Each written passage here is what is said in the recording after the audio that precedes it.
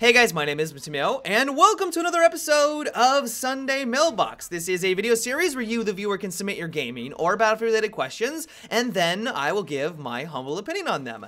To get the formalities out of the way real quick, if you would like to submit your own question that could be featured in an upcoming episode, you can do so by leaving a comment down below, or by sending me a Facebook and Twitter message. The first question for today comes from Randy, and it is, I hear that there won't be a campaign in Star Wars Battlefront. Why do you think that DICE decided not to include a story mode?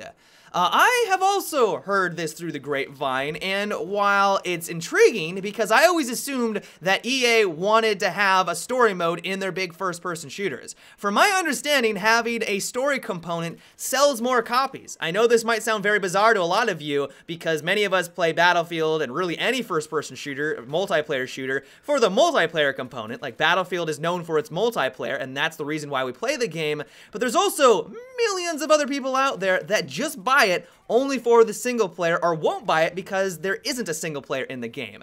And so the fact that it looks like Star Wars Battlefront isn't going to have a fully fleshed out campaign is intriguing. Like, I always thought the modern day AAA titles would always include something like that. That said though, there are going to be missions that you can partake in. If you're terrified of the multiplayer, you will have the option to fight AI, basically bots.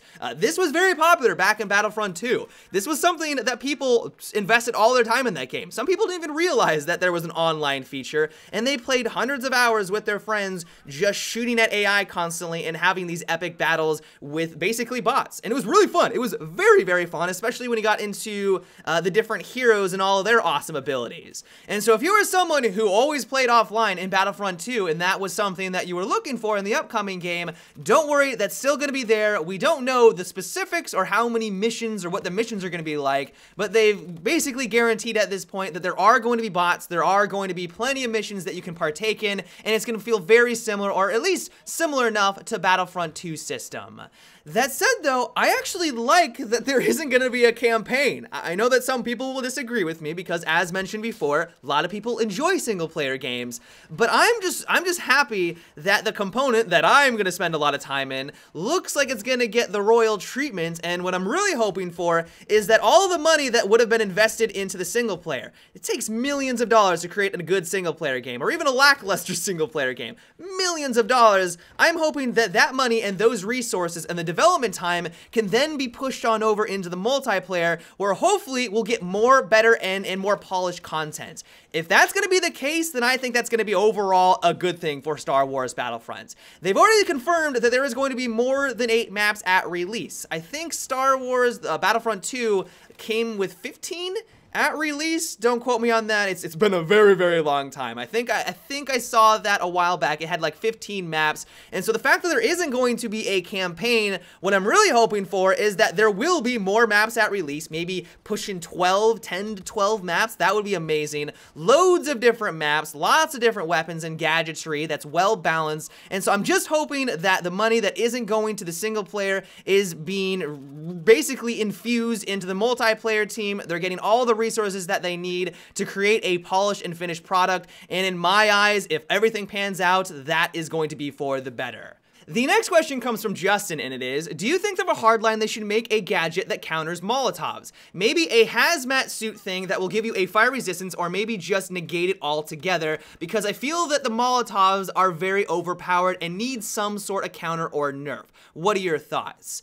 I would not be opposed to this if Visceral did decide to add in some sort of fire resistance suit. It could add in an interesting dynamic between players who want to take advantage of this amazing grenade, but also people that want to counter that grenade and, you know, flank or catch someone by surprise as they run through the fire, as they run through the inferno, and take minimal damage or no damage whatsoever, and take out that player who thought that they just covered that particular flank with their Molotov. Then they were able to get taken out by that. That could add in an interesting dynamic. I do think that it should come with some drawbacks though. Maybe you can't sprint as quickly, it restricts your movement, or it just doesn't negate all of the damage if you do run through fire. I don't think that there's any material in real life, unless you're in some sort of steel titanium of Iron Man suit, that will completely resist all of the fire. Like, you're eventually going to feel it. I don't care what kind of material you have on, unless I'm mistaken, unless there's some sort of technology out out there that allows you to basically stand in a furnace, stand in fire, and not feel anything, I think after a couple of seconds, you're gonna start to get burned. You're gonna feel the flames, and it's gonna be painful. And so maybe it also shouldn't negate the damage completely, or it will cause you to only take the damage after a few seconds of actually standing in the fire. That could be a nice way of handling things. Or maybe you guys just think that simply because it would take up one of your gadget slots, that would be enough of a nerf, or that would be enough of a restriction to make this a well-balanced gadget. If you're playing as the operator, picking between the medbag defibrillator and this fire resistance suit, that's gonna be a tough choice. Do you want to be a team player? Do you want to be beneficial for your team? Or do you want to be able to run through fire and not take as much damage? That could be enough of a trade-off and make it a well-balanced gadget added into the game. Overall, though, I think this is a very interesting idea. It would definitely change the way that you play on certain maps and game modes, especially if you're playing on Blood Money. You wouldn't be able to get free kills by just tossing this on top of the money bag as frequently, and it really seems like you guys like this idea. You would not believe how many questions were oriented around adding in some sort of fire resistance suit. I got, not hundreds, but there was a lot. There was a lot of people that thumbed up this particular comment. There was a lot that messaged me directly, and so if Visceral hasn't considered adding something like this, it could be a step in the right direction, and I definitely would not be opposed if they did add it into Hardline. The next question is, what do you think about adding a new no-gadget hardcore mode where no one can use their gadgets? I think that this would be an exciting, realistic game mode. I'm gonna have to disagree with you on this one, because while I understand where you're coming from, you want a hardcore mode where it's focused on shooting your enemy, where you don't have to deal with some of the annoying gadgets that are added into the game. You wouldn't have to be worried about getting mortared randomly, you wouldn't have to worry about the XM25 airburst. Some of these gadgets are infuriating to fight against, and so I understand where you're coming from, but in the end, these gadgets and the uniqueness of these gadgets for all the classes is what makes Battlefield Battlefield.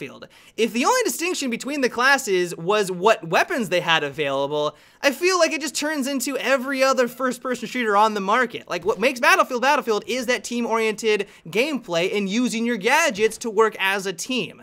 Not only that, and probably the biggest argument, and really the reason why this wouldn't work, is that these gadgets are essential for gameplay in the sense that you need to take out vehicles. The SRAW, RPG, SMA, C4, those are all gadgets, and if you're playing on Conquest and a tank rolls on in, how do you take out that tank? Do you need to rely on your vehicles? Because if that's the case and your tank loses against their enemy tank, then you're screwed. You wouldn't be able to repair your vehicle. So it would basically be who shoots at who first. If you're out in the open, that's a player that wins. And whoever does win that firefight, that tank battle, all of a sudden they turn into a god because no infantry player can take them out whatsoever. It would turn into a hot mess very, very quickly. And so it's for this very reason that while I understand where you're coming from, you want a shooter that is focused on the shooting component without having to deal with all the annoying gadgets that have been added into the game. I just don't think that eliminating all of the gadgets would be a step in the right direction. It would lead to way more frustration than you're probably expecting, and I would not expect DICE or Visceral to ever add something like this into the game. The next question comes from Sam, and it is, say in a future Battlefield title, you have to buy ammunition for your guns with in-game money. It would be a way to spend money after you've bought everything you want in-game. What are your thoughts? I'm also gonna have to disagree with this one, because while maybe if there is a lot of different ammo that you can choose from, maybe if some of the ammo is better than others, but even then I don't like that, because at that point it caters to players that can spend more time in the game. If you have a lot of cash and you can spend all of your cash on ammo and you can get the best ammo, then someone that comes in with, you know, only an hour of playtime every day or hour of playtime every other day, they're not going to be able to have the best ammo and they're going to be at a disadvantage. So that system doesn't even make any sense. But just to have it where you need to constantly keep going in and buying more and more ammo seems like a fix for something that isn't broken at all. Like right now in Hardline, I get it. We have loads of money. I think I have $1 million right now on my character, and I'm not going to spend that $1 million on anything. Like, it's just accumulating at this point. But why would I want to go after every round or after every other round going in and be like, all right, let's buy another 1,000 rounds for my M16, or let's buy more PDW ammunition? That would be boring. Like, that would suck. That doesn't sound like a good game design. That sounds terrible. And so, yeah, we have all this money, but that doesn't mean that we should constantly need to spend it in game. maybe I'm wrong, maybe you guys completely disagree with me, but I just don't think that that is a solution that's needed, because I don't think that anything is broken right now. Just my 2 cents. But yeah, guys, that is about it for today's Sunday Mailbox. I hope you enjoyed. As always, if you would like to submit your own question that could be featured in an upcoming episode, you can do so by leaving a comment down below or by sending me a Facebook and Twitter message. But until tomorrow, guys, have a good one and take it easy.